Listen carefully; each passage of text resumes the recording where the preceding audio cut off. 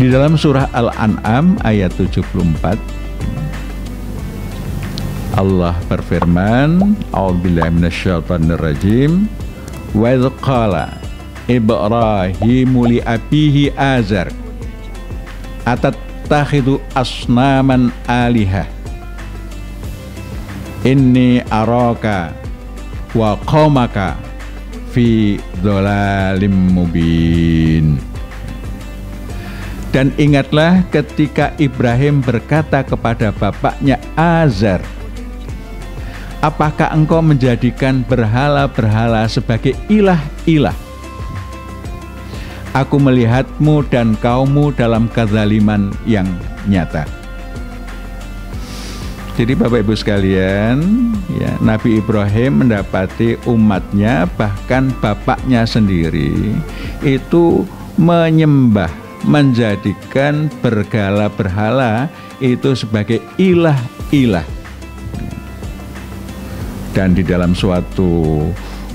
di dalam ayat lain diceritakan bahwa suatu saat Nabiullah Ibrahim menghancurkan patung-patung yang ada di rumah persembahan, ya. Ditinggalkan yang besar-besar sehingga ributlah, ya, kaumnya, ya. Umat pada waktu itu ribut, siapa ini yang berani-berani untuk menghancurkan sesembahan-sembahan kami, ya.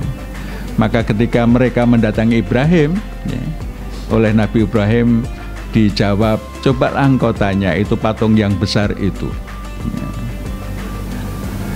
Mereka kemudian tertegun, ya. Bagaimana mungkin patung bisa menjawab pertanyaannya? Disitulah Nabiullah Ibrahim membawa mereka pada rasionalitas. Kalau ditanya saja tidak bisa melakukan apa-apa, dihancurkan, tidak bisa membela dirinya sendiri. Kenapa disembah? Maka mereka tertegun. Tetapi karena mereka sudah begitu mendarah daging mempertuhankan patung-patung itu, akhirnya Nabiullah Ibrahim dihukum dengan hukuman dibakar. Tetapi Allah menyelamatkan. Ini pada zaman Nabi Ibrahim. Kemudian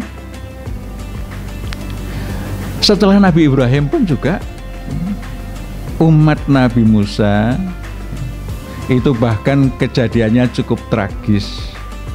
Ketika umat Nabi Musa itu dikejar oleh Fir'aun, kemudian Allah selamatkan dengan menyeberangi Laut Merah. Lautan itu dibelah, ya, sehingga menjadi seperti daratan. Nabi Musa dan umatnya berhasil menyeberang, dikejar oleh Fir'aun. Nah, ketika Fir'aun belum sampai daratan, maka disatukan lagi airnya sehingga Fir'aun tenggelam, ya. Nah, setelah selamat ini, ya, ternyata belum lama diselamatkan oleh Allah, ya, umat Nabi Musa sudah membuat ulah. Ya, ini didokumentasikan di dalam Al-Quran, ya, surah Al-A'raf ayat 139. A'udzubillahi minasyaitonirrajim.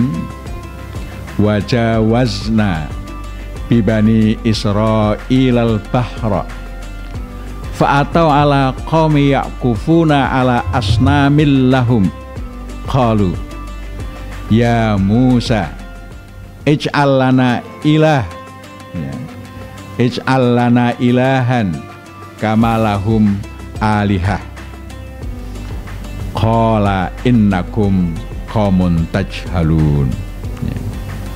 Dan kami selamatkan Bani Israel menyeberangi laut itu ketika mereka sampai kepada suatu kaum yang menyembah berhala.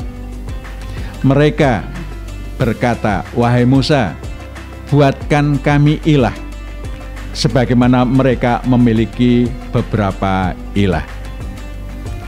Musa menjawab, sungguh kamu kaum yang bodoh. Masya Allah, baru diselamatkan oleh Allah dari kejaran Fir'aun, ketemu suatu kaum yang menyembah berhala. Kaum Nabi Musa ini meminta kepada Nabi Musa untuk dibuatkan ilah sebagaimana kaum itu punya ilah. Masya Allah, ya. Kemudian juga kita melihat pada zaman Nabi Muhammad menyampaikan risalah Islam, itu kaumnya juga para penyembah patung, berhala. Ada yang besar, Lata, Uzza, Al-Manah, dan banyak lagi berhala-berhala, sehingga orang-orang Quraisy itu begitu didominasi oleh berhala ini, ya, sampai-sampai di hampir setiap rumah mereka itu ada patung-patung yang dipuja-puja, kalau mau pergi pamitan dengan patung dan lain sebagainya. Ya, ini dihadapi juga oleh Nabi Muhammad Sallallahu Alaihi Wasallam. Ya. Dan kita sekarang menyaksikan masih banyak patung-patung yang dipuja sedemikian rupa, diberikan sesaji-sesaji sedemikian rupa, sehingga orang masih didominasi oleh patung-patung itu. Mengapa mereka menjadikan berhala sebagai ilah? Nah, ini antara lain alasannya karena tradisi. Hadza ma wajadna alaina aba'ana. Ya. Ini yang telah kami dapati sejak nenek moyang kami. Ya. Sehingga mereka tidak mau berubah. Ya.